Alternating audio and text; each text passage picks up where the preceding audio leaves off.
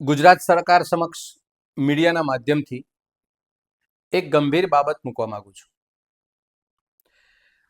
મારા ધ્યાન ઉપર એક એવી બાબત આવી, એમાં મારા નામથી સરકારની અંદર અને મીડિયાના મિત્રો વચ્ચે પત્રો લખાઈ રહ્યા છે.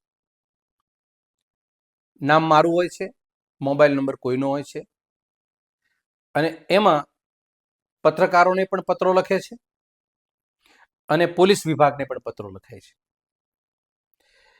આ લખનાર કોણ છે એ અમને ખબર નથી.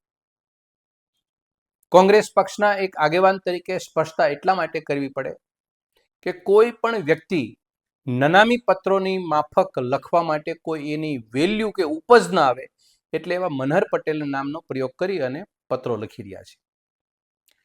આવા લોકોથી સરકારી ડિપાર્ટમેન્ટ કે પત્રકાર મિત્રો એ સાવચેત રહે.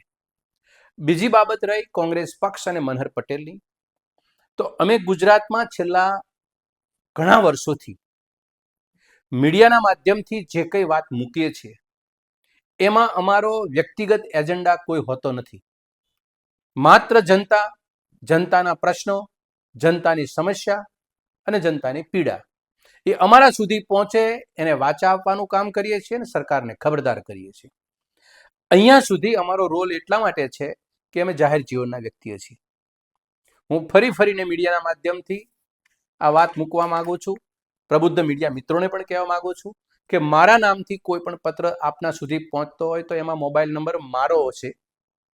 કોઈ પણ બીજાના મોબાઈલ નંબરથી લખાયેલો પત્ર છે એ એમનો હશે અથવા તો એમના પોતાના વ્યક્તિગત એજન્ડા પાર પાડવા માટે ખરાબ ઈરાદા સાથે પત્ર લખાયેલો છે.